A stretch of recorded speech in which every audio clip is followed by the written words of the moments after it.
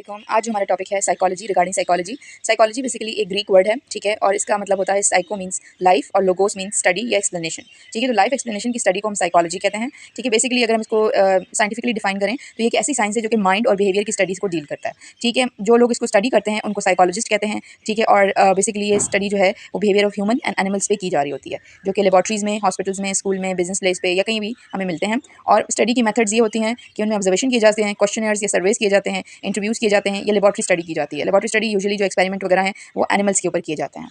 Psychology के बहुत सारी ब्रांचेस हैं, लेकिन मेजर जो ब्रांचेस हैं उसमें clinical, educational, social, developmental, applied, abnormal, forensic, environmental, industrial, criminal, sports, ये साइकोलॉजी की मेजर ब्रांचेस हैं, ठीक है। इनमें according to their perspective, psychological perspective बात की जा रही होती है। और ज़्यादातर जो है सोशल साइकोलॉजी एक ऐसी फील्ड है जिसके ऊपर ज़्यादा एम्फोसाइज होता है और ये नीड ऑफ द इरा भी है।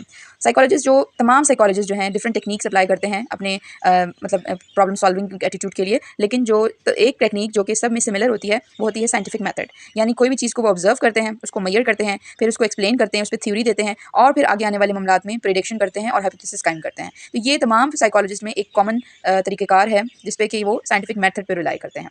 नाउ एज़ यू नो कि साइकोलॉजी जो है वो माइंड और बिहेवियर की स्टडी है, तो माइंड और बिहेवियर जो है उसके अकॉर्डिंगली साइकोलॉजी के 9 पर्सपेक्टिव हैं, ठीक है। सबसे पहला पर्सपेक्टिव जो है वो अर्लियर पर्सपेक्टिव है, यानी सबसे कदीम और सबसे पहला पर्सपेक्टिव जो है वो हम कहते हैं कि वो प्लेटो और अरिस्टोटल ने कायम किया, ठीक है।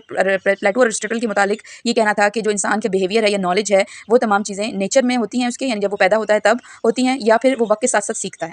According to Plato it is innate behaviour, मतलब ये चीज़ उसके पैदा होने के साथ साथ ही मौजूद होती हैं। लेकिन अरिस्टोटल का इससे मौक़िफ़ डिफरेंट है। वो कहता है कि जब इंसान पैदा होता है तो वो एम्प्टी स्लेट की तरह होता है, ठीक है। फिर वो नॉलेज डिफरेंट एक्सप्लोर करता है और उसकी एक्सपीरियंसेस होते हैं लाइफ के जो उसको लर्नड बिहेवियर के अंदर फॉल करते हैं, यानी इंसान का बिहेवियर लर्निंग के बाद बनता है। तो दोनों के मौक़िफ़ जो थे वो साइकोलॉजिकल पर्सपेक्टिव में सबसे पहले काउंटर किए जाते हैं। फिर नेक्स्ट पर्सपेक्टिव हमारे पास आता है स्ट्रक्चरलिज्म का, ठीक है। स्ट्रक्चरलिज्म अपने नाम से बता रहा है ये किसी भी जो है कहते हैं कि इंट्रोस्पेक्शन टेक्निक को इस्तेमाल करते हुए अपना एनालिसिस करता है, ठीक है। तो बेसिकली जो है अपना asking research participant to describe exactly what they experience, ठीक है। मतलब ये इन्वॉल्व्स आस्किंग रिसर्च पार्टिसिपेंट, यानी एक्सपीरियंस के बिहाफ पर आपका उस मुतालिक क्या एनालिसिस है वो स्ट्रक्चरलिज्म पर्सपेक्टिव हमें बताता है, जो कि इंट्रोस्पेक्शन टेक्निक भी है कि आपने अपनी इंस्पेक्शन के थ्रू जो रिजल्ट डिडक्ट किया है, ठीक है। जिसमें आप जैसे कहते हैं कि जैसे आप एप्पल के बारे में आपका व्यू है कि ये जूसी हो सकता है, ये मीठा हो सकता है, ठीक है। इसी तरीके से आपका ओशंस के बारे में कोई एक रिव्यू हो सकता है, आपके मोबाइल फ़ोन के बारे में आपका कोई रिव्यू हो सकता है, ठीक है। तो कोई भी आपके रिसर्च की एक्सपीरियंस या आपका ऐसा कोई इवेंट जिसके मुतालिक आपका जो है ना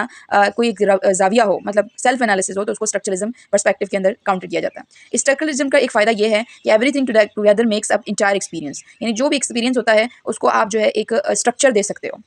थर्ड जो पर्सपेक्टिव है वो फंक्शनलिज्म कहलाता है, ठीक है। और ये अपने नाम से ही बता रहा है कि ये वो पर्सपेक्टिव है जो ब्रेन के फंक्शन, स्ट्रक्चर और पर्पस पे बात करता है, ठीक है। लाइक ऐसे ही इसकी एग्जांपल्स में जैसे आ जाता है कि आपने कार को टेस्ट करना होता है बिफोर परचेजिंग इट, फैमिली आपको राइट और रॉन्ग के बारे में बताती है, तो रिलीजन आपको मोरालिटी के बारे में टीच करता है। तो ये तीनों एग्जाम्पल जो फंक्शनलिज्म के अंदर सॉर्ट होती हैं, ठीक है। मतलब कि आपकी ब्रेन जो है अकॉर्डिंग टू योर जो है अलाइनमेंट जो है या फिर आपके जो कहते हैं फंक्शन जो बिल्टन है उसके मुतालिक काम कर रहा होता है। Now the fourth and the most important perspective जिसे हम साइकोडायनेमिक कहते हैं या साइको एनालिसिस भी कह रहे हैं, ठीक है। इसको इस वाले पर्सपेक्टिव की बहुत इंपॉर्टेंट है जो कि सिगमंड फ्रॉइड ने बताया है और ये चाइल्डहुड मेमोरीज पर डिपेंड करता है।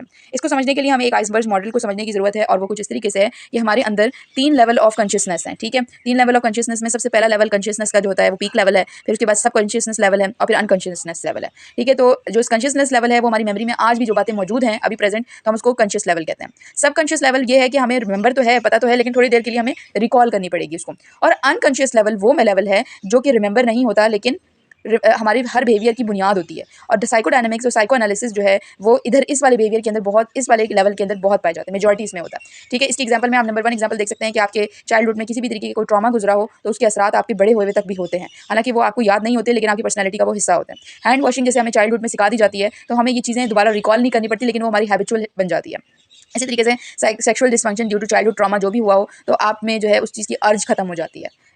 Now the fourth and the most important perspective of psychology is behaviourism. Behaviourism जो है ना आपके एटीट्यूड को डिफाइन करता है और वो किस तरीके से आता है, आपके स्टिमुलस जो कि आपको एक्सटर्नली मिल रहा हो या इंटरनली मिल रहा हो, किसी भी तरह का चेंज जब टकराता है आपको उसको रिस्पांस देते हैं, आप उसको रिएक्शन देते हैं, जिसे हम स्टिमुलस के रिएक्शन को रिस्पांस कहते हैं। तो हमारे अंदर बिहेवियरिज्म की जो है पर्सपेक्टिव क्लियर होता है। वो इसके बिहेवियरिस्ट साइंटिस्ट कहते हैं कि इंसान का जो दिमाग है ना वो ब्लैक बॉक्स है, जब उस पर कोई स्टिमुलस पड़ता है तो वो कुछ सिग्नल सेंड करता है जो कि रिस्पांस होता है, जो कि रिसीव होता है, ठीक है। They said that can be predicted कि ये जो बिहेवियर है इंसान का वो without knowing inside the mind laws apply करके हम प्रिडिक्ट कर सकते हैं, ठीक है। इसकी बहुत अच्छी एग्जांपल में एक एग्जांपल है rat and child experiment. Rat and child experiment में क्या होता है कि एक बच्चे को एक लैब में रखा जाता है और उसके साथ एक चूहा रख दिया जाता है। चूहा जो है जब उसके करीब आता है और वो चूहे को टच करता है तो साइंटिस्ट दूर से एक हैमर की मदद से उस टेबल पड़ी हुई जो है लैब में उसके ऊपर हिट करता है। तो वो बच्चा जो है वो चूहे की वजह से नहीं डर रहा होता, वो किस वजह से डर रहा होता है, वो डर रहा होता है उस हैमर की वॉइस से। तो जितनी दफ़ा जो है ना वो चूहा उसके करीब और वो उसको टच करता है तो वो उस चीज़ के ऊपर जो है ना डरने लग जाता है। इस तरीके से करते करते करते वो इसकी बिहेवियर का रिस्पॉन्स जो है ना उसका वो डेवलप हो जाता है।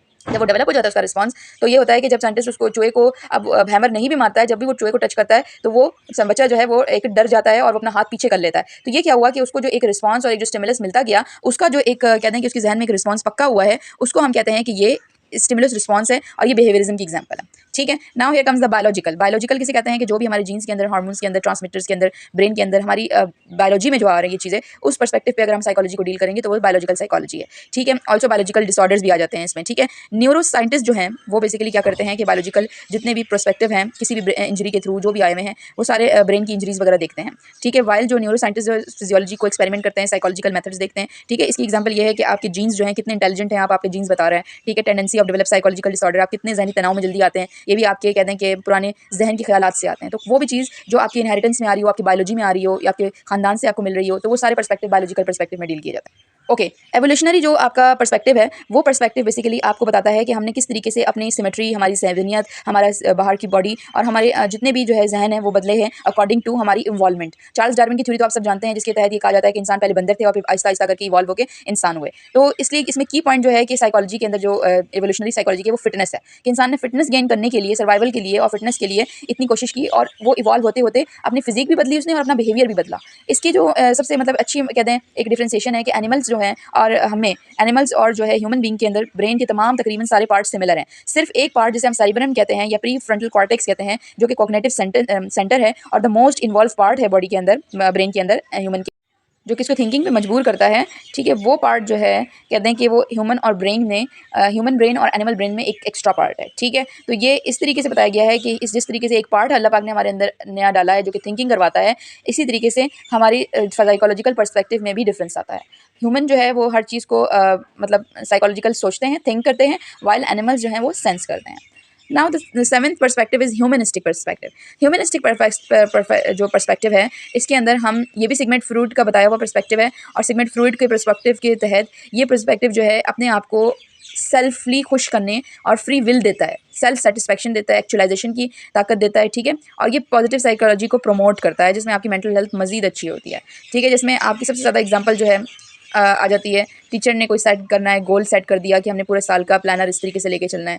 आपने वॉलंटियरली किसी हॉस्पिटल में विजिट किया, तो ये तो आपको किसी ने सिखाया नहीं, ना ही आपने किसी से सीखा, बल्कि अपने फ्री विल से अपने आप को अच्छा करने के लिए, अपने आप को पर्सनल चॉइस के तहत आप कॉग्निटिव पर्सपेक्टिव जो है, कॉग्निटिव का लफ्ज़ कहीं पर भी आए तो इसमें बेसिकली थिंकिंग और मेमोरी आती है। जैसे कि मैं आपको पिछली उसमें बता चुकी हूँ कि जैसे जैसे इंसान इवॉल्व हुए हैं वैसे वैसे इंसान की बॉडी के साथ साथ उसकी थिंकिंग कैपेबिलिटीज़ में भी फ़र्क आया है। तो जो ओनली द मेमोरी सेंटर जो बॉडी के अंदर हमारा मौजूद है, जिसे हम प्री फ्रंटल सेरिबेरम कहते हैं, ठीक है, वो एनिमल्स में नहीं मिलता।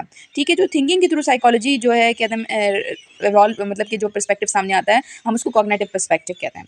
न्यूरो साइंटिस्ट और कॉग्निटिव साइंटिस्ट में फ़र्क सिर्फ इतना है कि न्यूरो इमेजिंग की टेक्निक जिसमें से TMRI वगैरह जो कि इंटरनल स्ट्रक्चर को ब्रेन के किसी इंजरी के थ्रू, कोई ट्रॉमा के थ्रू आपने फेस किया है उसको स्टडी करते हैं और जस्ट इंजरी को रिपोर्ट करते हैं, तो हम इसको न्यूरो साइंटिस्ट कहते हैं।